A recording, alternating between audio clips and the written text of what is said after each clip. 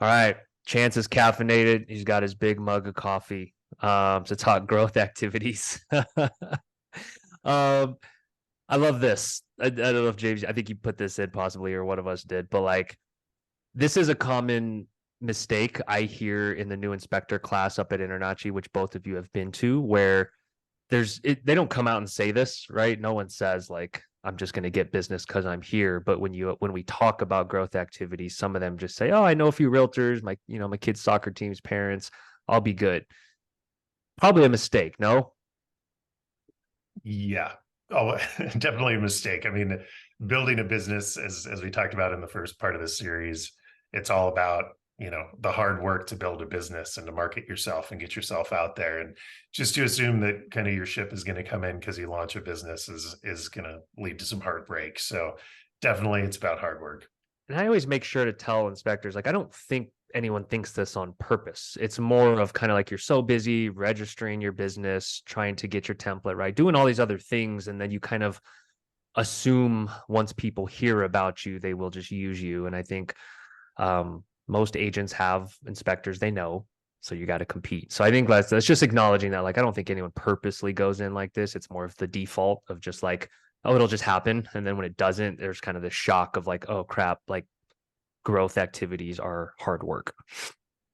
Absolutely. And I think the other piece of that too is if your business takes off and you have a peak, it also doesn't mean you stop doing these growth activities, right? Like you got to continue on it because if everything you're doing, bless you there, Kevin, if everything you're doing is, to get you to that point where you're busy and then you just stay busy with home inspecting and not busy on marketing your business, you're gonna find a lull again. It's gonna come and you're gonna have to kind of rebuild from there. So make it an everyday thing.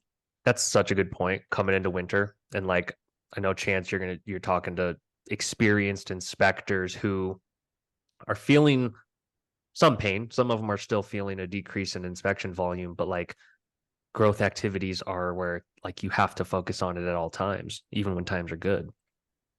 Yep. Yeah, and it's again it's that mind shift set. Uh, you go from being a home inspector to being a business owner operator, and it's tough to find that time, but you do have to switch that cap, give the effort. But to get that time, think about your processes as a business owner. How can you automate things that you don't have to do the mundane tasks that take up an hour when you could be using an hour to market yourself? And at IEB, they always talk about this how, like, when everyone's plentiful with business, they're like, oh, I don't need to like nurture agent relationships or go find more business. But man, winter comes fast. This environment, mortgage rates I checked today, it's like 7.6% on the 30 year. So that means less volume, which means jobs just aren't falling from the sky anymore. So I think everyone has to carve out time all the time. So let's get into some examples here. So like we're starting to put out more content, James, on how to research top agents and where to go. We could just dive into this one because I think that research is what I see missing. I mean, I don't know how many times any of us have got questions of like, well, how do I find agents in my area? So like Yeah. where do you guys recommend starting, even on that one, even if it's just like basic tips?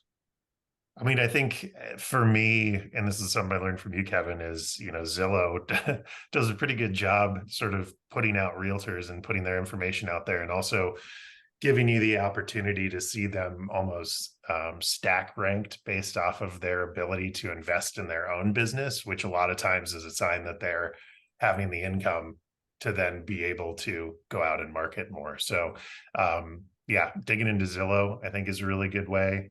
Chance, I don't know if you have some other thoughts that you've learned from inspectors. Uh Yes, but I've also love this one from Kevin. Everyone's going after the big fish, the top agents. They are smothered by home inspectors.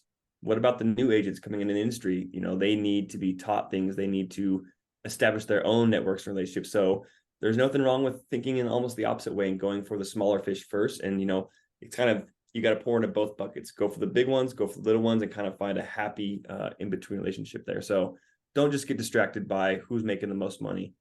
That's such a good point because if an agent's doing 3 or 4 deals a quarter, say, 10, 12, 15 a year, That's significant if you multiply that times $400 in inspection. So yeah, they're the ones that you can call them maybe part-time agents that like they're not getting solicited every day. Maybe they're not in an office, and an email to them or a coffee to them would mean the world.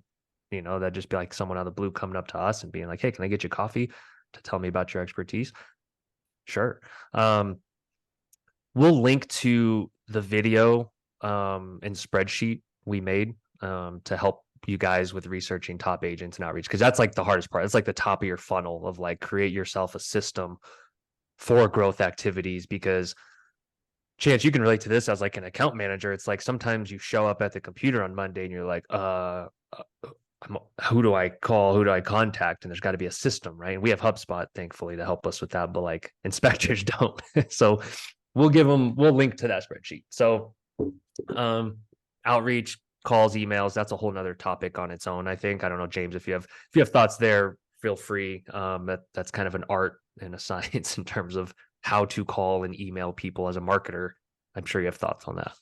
Yeah, it definitely is. We do have a sort of an email marketing 101 webinar that I would suggest, and we can link to that as well, to kind of go in depth there. But it is definitely, there is an art to writing a good email that people are actually going to read. Everybody gives websites and emails about 5 seconds max before they decide if they actually care about them. So things like that to keep in mind. I think checking out that webinar would be a good way. But I think going back to what you guys were saying, I mean, it is a process. So when we talk about outreach calls and emails, like really think about that as something maybe you do every day. First thing, you send out a couple emails to your list. You spend some time modifying or crafting them for that individual if you know a little bit something about them.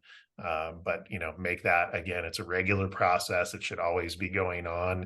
If you're lucky enough to have somebody kind of support staff with you, or a spouse who wants to help out with these things, it's a great sort of daily thing to do. So yeah, definitely dig in a bit more on the email front with that webinar, and make yourself a plan.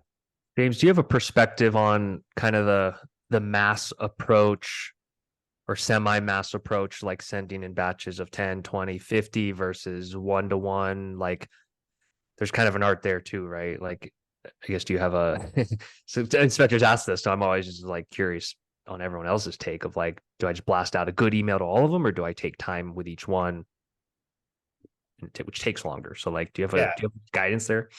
Yeah, I mean, I think it obviously, classic answer, it sort of depends. But one way I think about it is when you send mass emails, it actually gives you an opportunity to open doors with people for more personalized outreach.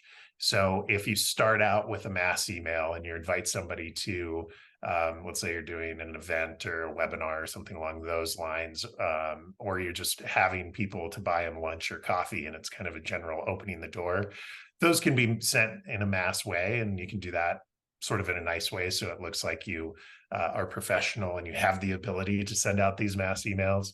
But then, the thing that we always say is, as soon as you start getting to the point with somebody engaging with you, especially in the home inspection market, try to switch that to a one-on-one communication kind of as quickly as possible, because as soon as you can see kind of a sign that somebody wants to start building a relationship or is at least interested in you, that's when you should kind of take things into that one-to-one phase.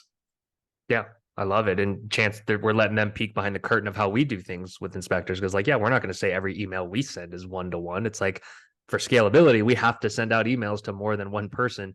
And then who engages with that? Now Chance is jumping on a call or a demo or, a one-to-one. And so like, we kind of practice what we preach in that sense.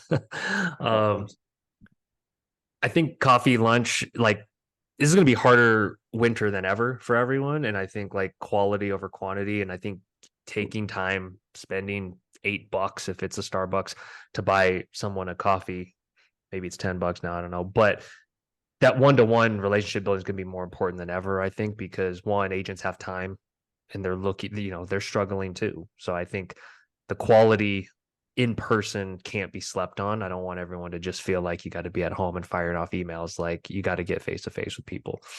The rest of these probably topics on their own. I don't, Chance, do you feel strongly about any of these other ones? Newsletters, lunch and learns, social media posts?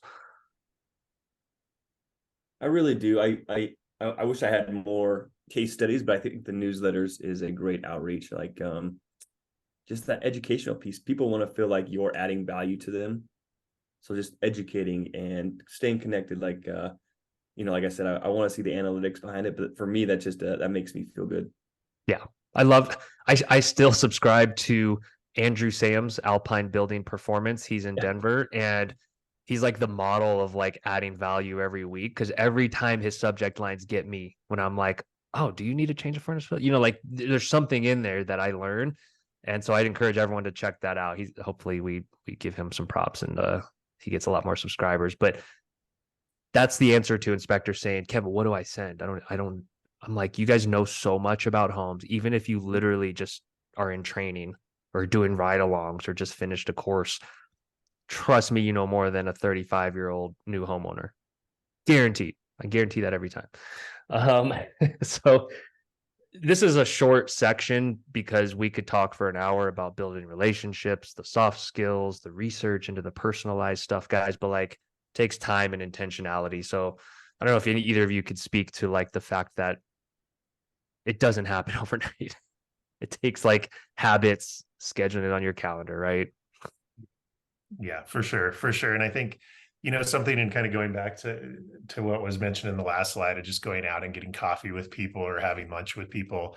I think, and I always, this is a little bit weird of a tech bro turn, so I apologize. But in the early days at Google, what they always did when they interviewed people, when the founders were actually going in to interview people, their entire goal was just to learn something in those interactions, because obviously you're going to be interviewing a bunch of people for these tech roles, just like you're kind of talking to, getting to know, and building relationships with a lot of people in the real estate business. And so if you take the approach of like, I'm going to go into this, and even if at the start you're kind of feeling like, this person may not be doing a lot of volume right now, or maybe this wasn't exactly the right person to sit down with, still use that $8 you spent on the coffee to learn something from them about their market, the challenges that they're facing, any of those things. And by going down that path of trying to put yourself in the mindset of learning from someone else, you're going to build a relationship just by doing that, because that person is going to feel good that they're sharing information. Obviously, we all like talking about ourselves, some of us, maybe a lot of us, and telling our own stories. So what can you learn from these folks as you sit down with them and turn that into a foundation for the relationship? Man, that's a nugget right there. And that just builds on what Chance said about like the mindset shift. Talk about a mindset shift. If like, I mean, all of us could use a reminder of that, right? Like day-to-day life. Like, what can I learn today? I love that one a lot. So mindset shift, we mentioned this, block off your calendar. I think growth activities always fall by the wayside. It's easy to kind of not do because it's hard and it's scary, but I think time blocking, just like other important things in our life, I think you guys got to consider blocking off certain mornings where you force yourself to think about growth and how to build in that outreach.